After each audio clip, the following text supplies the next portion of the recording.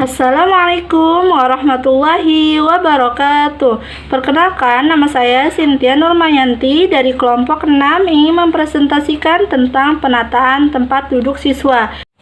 Sebelum kita mulai presentasi pada hari ini, izinkan saya untuk memperkenalkan teman saya. Yang pertama yaitu ada Alivia Arina, Karina Dwi Septiani, Cynthia Nurmayanti, Dinda Ayu Amalia, Purmini, Fahrul Firdaus, dan Nur Intan Fadil.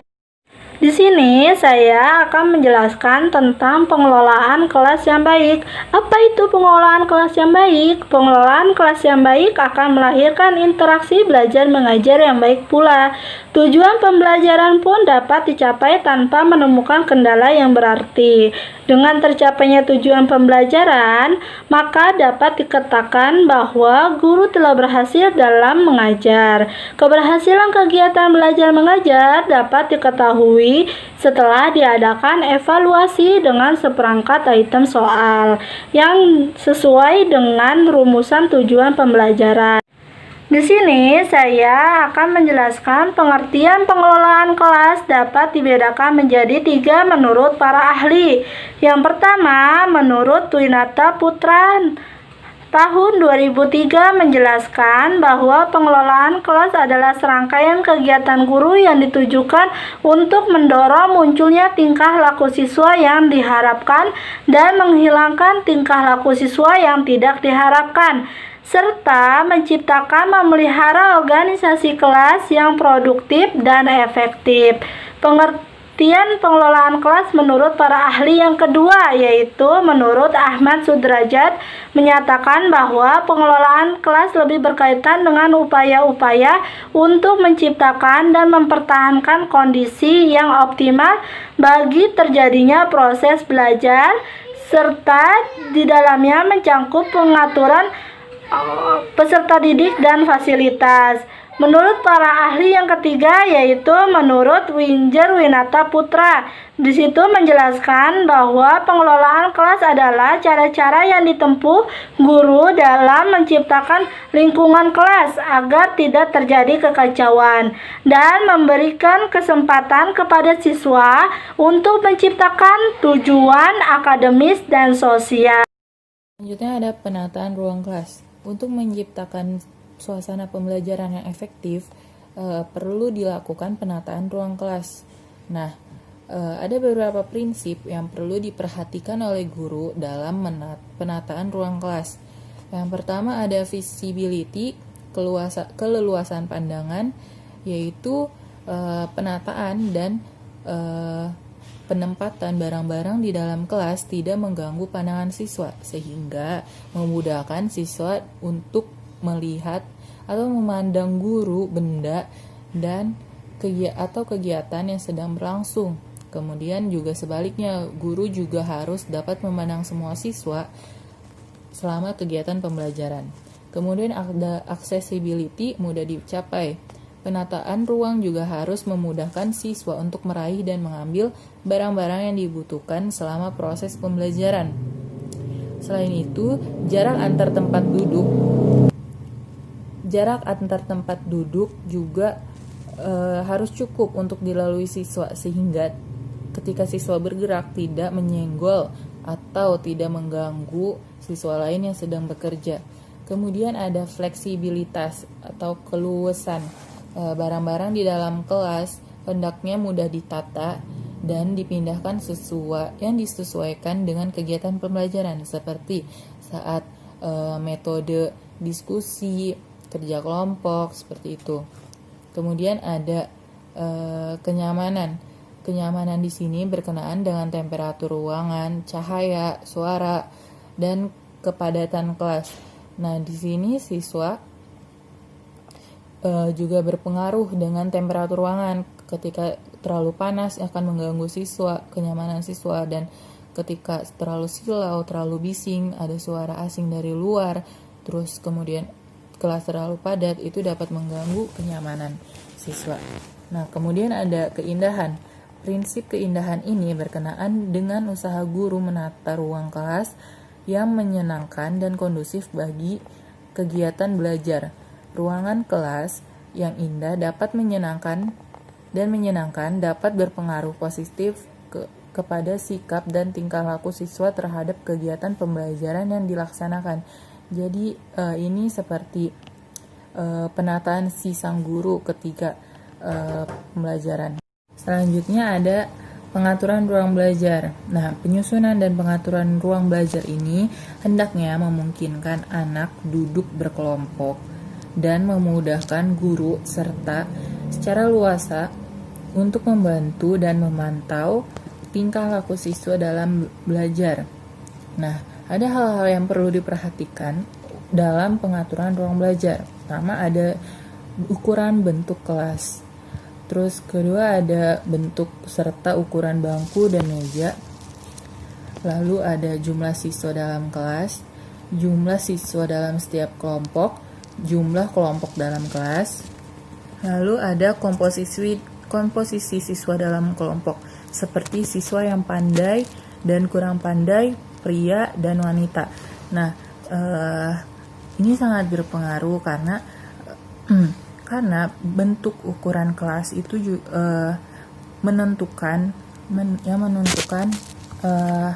kira-kira ada berapa siswa yang cukup dalam kelas ini, atau kemudian ada ukuran bangku dan mejanya. Nah, ukuran bangku mejanya berapa agar siswa tidak padat di dalam kelasnya, sehingga hal ini dapat mempengaruhi kenyamanan siswa dalam belajar. Nama saya Purmini. Di sini saya akan menjelaskan tentang tempat duduk siswa. Dalam penataan meja kursi siswa, paling sedikit harus memenuhi 4 kriteria. Di antaranya yang pertama mobilitas. Mobilitas itu sendiri yaitu untuk memudahkan siswa untuk bergerak dari suatu tempat ke tempat yang lainnya. Yang kedua, aksesibilitas. Aksesibilitas yaitu memudahkan siswa dalam mengakses sumber dan alat bantu untuk belajar. Yang ketiga, interaksi. Interaksi berarti memudahkan siswa dalam berinteraksi dengan sesama temannya atau juga berinteraksi dengan gurunya. Yang keempat, variasi kegiatan. Variasi kegiatan ini berarti memudahkan siswa untuk melakukan berbagai kegiatan yang beragam, seperti untuk berdiskusi, melakukan percobaan, dan melakukan presentasi. Selanjutnya, pola tempat duduk siswa dalam kelas. Yang pertama, formasi huruf U. Formasi ini dapat digunakan untuk berbagai tujuan, tidak hanya untuk melakukan kegiatan pembelajaran. Dalam kegiatan pembelajaran, para peserta didik dapat melihat guru atau melihat media visual dengan mudah, dan mereka dapat saling berhadapan langsung satu dengan yang lainnya. Susunan ini ideal untuk membagi bahan pelajaran kepada peserta didik secara cepat, karena guru dapat masuk dan berjalan ke berbagai arah dengan seperangkat materi. Guru dapat menyusun meja dan kursi dalam format U sebagai berikut. Itu formasi corak tim. Corak tim di sini guru mengelompokkan meja-meja setengah lingkaran di ruangan kelas agar memungkinkan peserta didik untuk melakukan interaksi. Lalu guru dapat meletakkan kursi-kursi mengelilingi meja-meja untuk susunan yang paling akrab. Jika hal ini dilakukan, beberapa peserta didik harus memutar kursi mereka melingkar menghadap ke depan ruang kelas untuk melihat guru, papan tulis, dan layar. Contohnya seperti ini. Meja konferensi. Meja konferensi ini yang dimaksud adalah formasi yang paling baik dilakukan jika meja berbentuk persegi panjang. Jadi, guru berada di tengah-tengah dan murid di sekeliling, dibuat persegi panjang seperti gambar di atas.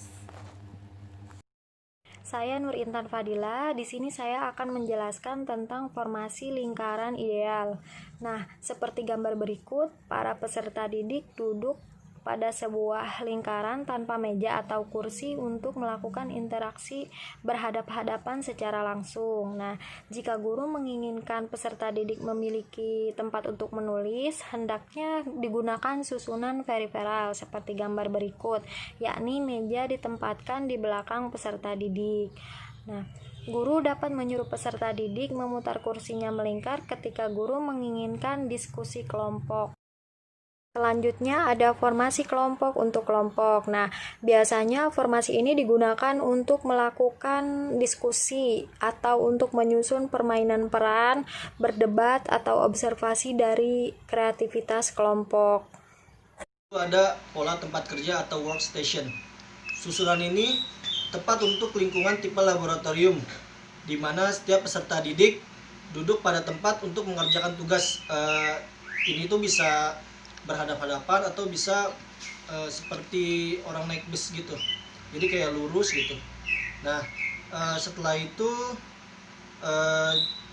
tempat berhadapan ini mendorong partner belajar untuk menempatkan dua peserta didik di tempat yang sama.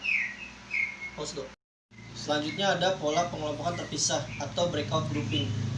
Jika kelas memungkinkan atau jika kelas cukup besar, guru dapat meletakkan meja-meja dan kursi untuk membuat susunan-susunan dan membuat kelompok kecil sehingga anak murid tersebut dapat melakukan aktivitas tim atau bergu. Dan dari sini guru pun dapat mendapatkan susunan pecahan-pecahan kelompok saling berjauhan, sehingga tidak ada yang saling mengganggu satu sama lain. Dan guru pun harus menghindari kelompok yang terlalu jauh. Nantinya anak murid tersebut susah untuk dijangkau guru tersebut dan nantinya guru itu susah untuk melihat atau menjangkau anak murid tersebut. Baiklah, yang terakhir ada pola chevron atau huruf V. Jadi susunan V mengurangi jarak antar peserta didik. Pandangan lebih baik dan lebih memungkinkan untuk melihat peserta didik lain daripada harus lurus. Dalam susunan ini, tempat paling bagus ada pada pusat tanpa jalan tengah. Hal yang tidak boleh kita lupakan bahwa dalam penataan tempat duduk siswa tersebut, guru tidak hanya menyesuaikan dengan metode pembelajaran yang digunakan saja, akan tetapi seorang guru yang mempertimbangkan karakteristik individu siswa nih, baik dilihat dari aspek kecerdasan, psikologis, dan biologis siswa itu sendiri. Hal ini penting karena guru perlu menyusun atau menata tempat duduk yang dapat memberikan suasana yang nyaman bagi para siswa. Kemudian ada tujuan penataan tempat duduk siswa. Nah, menurut pendapat Windsor Winaputra 2003-9-21 bahwa penataan lingkungan kelas yang tepat berpengaruh terhadap tingkat keterlibatan dan partisipasi siswa dalam proses pembelajarannya. Nah, lebih jauh lagi, diketahui bahwa tempat duduk berpengaruh jumlah terhadap waktu yang digunakan siswa untuk menyelesaikan tugas yang diberikannya oleh guru tersebut. Sesuai dengan maksud pengelolaan kelas sendiri, bahwa pengelolaan kelas merupakan upaya yang dilakukan oleh guru dalam menciptakan lingkungan pembelajaran yang kondusif melalui kegiatan pengaturan siswa dan barang atau fasilitas. Selain itu juga, pengelolaan kelas dimaksudkan untuk menciptakan, memelihara tingkah laku siswa yang dapat mendukung proses pembelajaran. Maka dengan demikian, pengelolaan kelas berupa penataan tempat duduk siswa sebagai bentuk pengelolaan kelas yang dapat membantu menciptakan proses pembelajaran yang sesuai dengan tujuan yang akan digunakan. Kesimpulan dari kelompok kami yaitu penataan tempat duduk adalah salah satu upaya yang dilakukan oleh guru dalam mengelola kelas. Karena pengelolaan kelas yang efektif akan menentukan hasil pembelajaran yang dicapai. Dengan penataan tempat duduk yang baik, maka diharapkan akan menciptakan kondisi belajar yang kondusif dan juga menyenangkan bagi setiap siswa. Oke, cukup sekian presentasi dari kelompok kami, kelompok 6. Kurang lebihnya kami mohon maaf. Wabillahi taufiq wal hidayah. Wassalamualaikum warahmatullahi